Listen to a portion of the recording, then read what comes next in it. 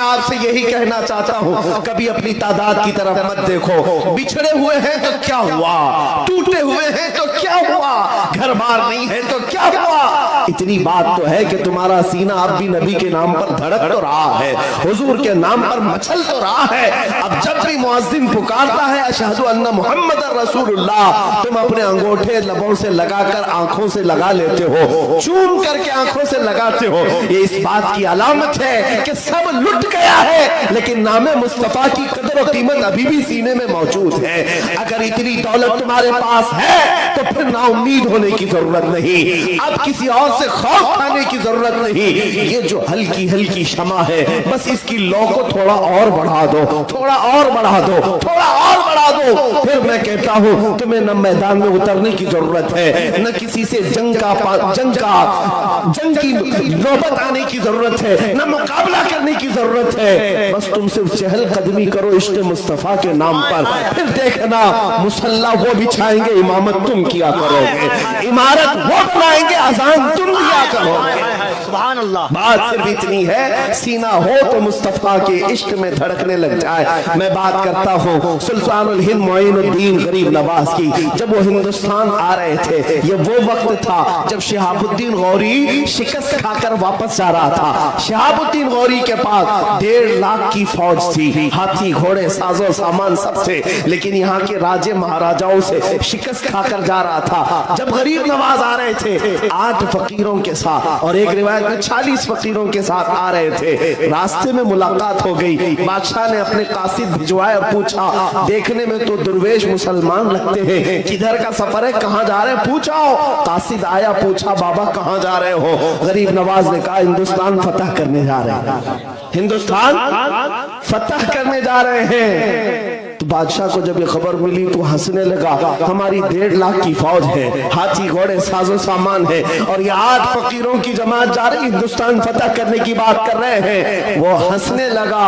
معین الدین چشتی نے فرمایا شہاب الدین تم میں اور معین الدین میں فرق یہ ہے کہ تو ہاتھی گھوڑے ساز و سامان کے بھروسے پہ گیا تھا، معین الدین صرف اللہ اس کے رسول کے بھروسے پر جا رہا ہے، اور وہ توکل آج بھی نظر آتا ہے۔ معین الدین چشتی بغیر تلوار کے آئے، لیکن آج گھر گھر میں معین الدین کا پرچم لہراتا ہے، غریب نواز کا پھیلا ہوا اسلام ہر گھر پر لہرا رہا ہے۔ میں آج یہاں بات یہ کرنا چاہتا ہوں کہ عشق مصطفیٰ میں لبریز سینہ لے کر کے وہ غریب نواز آئے تھے، کیا نہیں کیا گیا ان کے ساتھ، کیا نہیں کیا گیا؟ ارے یہ جو کچھ ہو رہا ہے یہ کوئی نیا نہیں ہے۔ آپ کو ایسا لگتا ہے کہ 2014 میں حکومت بدل گئی اور اتنا سب ہونے لگا، یہ ہر زمانے میں ہوتا رہا ہے۔ موب لنچنگ تو مکہ والوں کی بھی عادت تھی۔ بلال حبشی کے ساتھ کیا کرتے تھے، خبیب ابن عدی کے ساتھ کیا کرتے تھے، خباب ابن الارد کے ساتھ کیا کرتے تھے، موب لنچنگ ہی تو ہے، ایک مسلمان کو نہتہ پکڑنا، مارنا، اور پھر ہیبت طاری کرنا، دہشت طاری کرنا۔ 1400 سال پہلے سے تاریخ آ رہی ہے، تمہیں گھبرانے کی کیا ضرورت ہے، ڈرنے کی کیا ضرورت ہے؟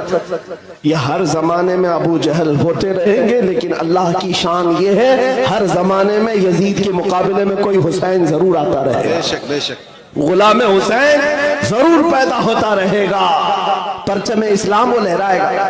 معین الدین حسن چشتی غریب نواز رضی اللہ تعالیٰ عنہ جب تشریف لائے، ایک موقع پر ایسا بھی ہوا کہ آپ کی باتوں کو سن سن کر کے لوگ جوک در جوک اسلام میں آ رہے تھے۔ راجہ کو یہ بات کھانے لگ گئی، پرتھوی راج کو۔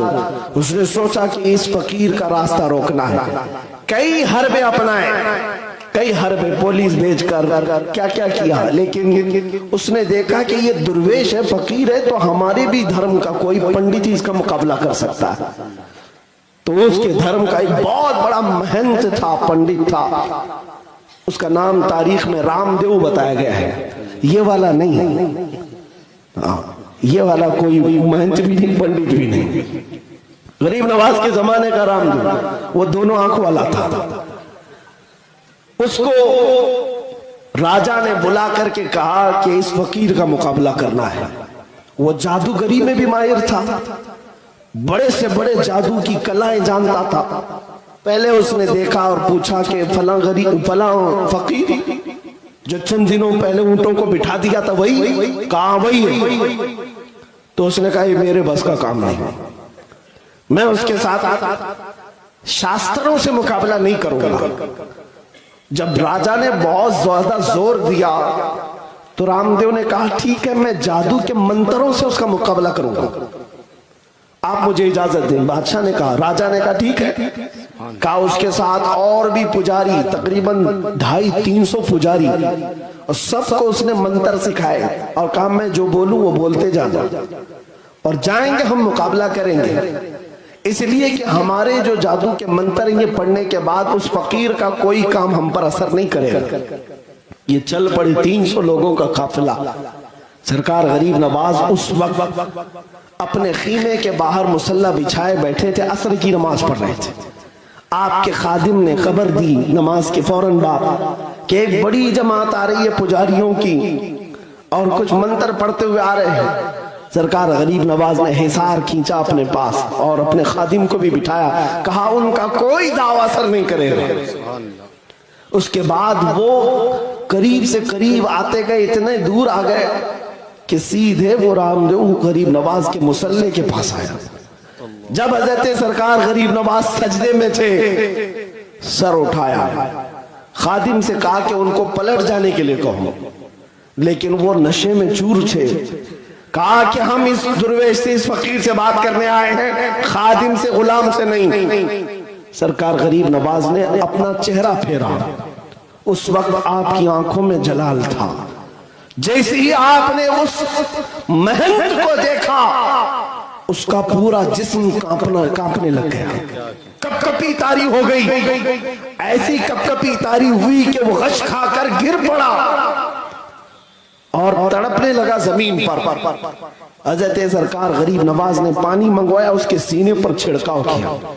سینے پر چھڑکنے کے بعد ہوا یہ کہ وہ اٹھا، اپنے ساتھ آئے ہوئے ہر پجاری کو پتھر سے مارنے لگا، جتنے آئے تھے سب کو مارنے لگا۔ کسی کا سر پھوٹا، کسی کی ناک پھوٹی، ہر کوئی جان بچا کر بھاگنے لگ گیا۔ سب چھوڑ کر بھاگ گئے، راجا کے پاس چلے گئے اور کہا جس کو تو ہمارا سپہ سالار بنا کر بھیجا تھا وہی ہماری کٹائی کر رہا ہے، وہی ہماری دھلائی کر رہا ہے۔ اب ہوا یہ کہ یہ بے قابو سرکش گھوڑا جس طرح بھٹک جاتا ہے، ادھر سے ادھر ناچ رہا ہے۔ سرکار غریب نواز نے اس کا ہاتھ پکڑا اور اپنے قریب کیا، اپنے خادم سے کہا کہ اب رام دیو کا دل بدل چکا ہے، دل بدل چکا ہے۔ اتنا کہنا تھا کہ وہ حضور غریب نواز کے قدموں میں گرا اور کہا کہ حضور ہمیشہ کی غلامی میں مجھے قبول فرما، اپنے خدمہ میں، اپنے خداموں میں مجھے قبول فرما لے۔ حضرت غریب نواز نے اٹھایا اور کلمہ طیبہ پڑھا کر سینے سے سینہ لگایا، اور آج بھی تاریخ میں شادی دیو کے نام سے مشہور ہے، شادی دیو کے نام سے مشہور ہے۔ ایک دو نہیں، کئی مقابلے ہوئے، لیکن میں ایک بات یہاں اس لیے عرض کرنا چاہتا ہوں کہ وہ تو بنا تلوار کے آئے تھے، بنا ہتھیار کے آئے تھے، لیکن سینے میں جو عشق مصطفیٰ کا ہتھیار تھا، بڑی طاقت کو سرنگوں کر دیا کرتا تھا، گھٹنے ٹیکنے پر مجبور کر دیا کرتا تھا۔ اسی لیے کہا اقبال نے قوت عشق سے ہر پست کو بالا کر دے، قوت عشق سے ہر پست کو بالا کر دے، دہر میں نام محمد سے اجالا کر دے، کی محمد سے وفا تو نے تو ہم تیرے ہیں، یہ جہاں چیز ہے کیا لوح و قلم تیرے ہیں۔